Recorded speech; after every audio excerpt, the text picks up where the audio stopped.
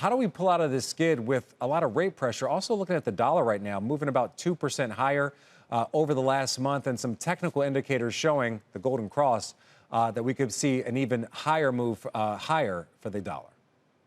Well, Frank, I think obviously you have to have additional concerns be added to the equation in order for share prices to decline. As of last night, S&P has actually moved into a pullback, which is a decline of 5 to 10%. And I'd target the 4,200 level on the S&P as a potential bouncing point, mainly because it represents a Fibonacci retracement level, but also was the high back in March of this year. So it represents a floor at this point that might be able to be optimistic for investors. Okay. All with that in mind, Sam, what is your WEX word of the day? The WEX word of the day is countdown. That's because I think investors are counting down the end of this seasonal weakness period, which starts in August and ends in the first week of October. October has 35% more volatility than the average for the other 11 months of the year. Investors are counting down the beginning of the Q3 earnings reporting period, which right now is expected to show a decline of less than 1%, but 54 of the last 56 quarters have had actual results exceed end of quarter estimates. Also, countdown to the Fed funds rate tightening cycle.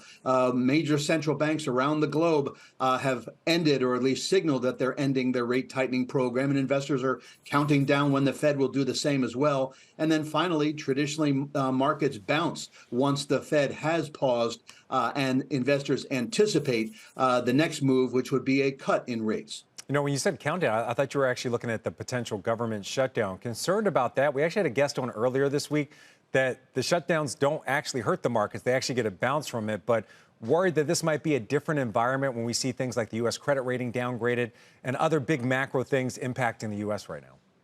Well, I agree with the person you're quoting in that we have had 20 government shutdowns since 1976.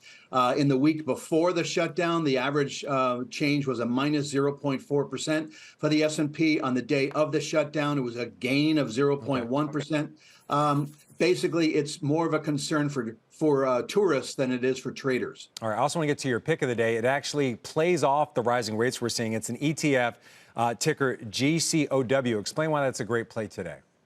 Well, the Pacer Global Cash Cows, what they do is look globally at companies with very low free cash flow yields, and also then looks to those with a high dividend yield. And right now we're looking at a ETF that has beaten its benchmark over the 1, 3, 5-year period that also yields more than the 10-year note.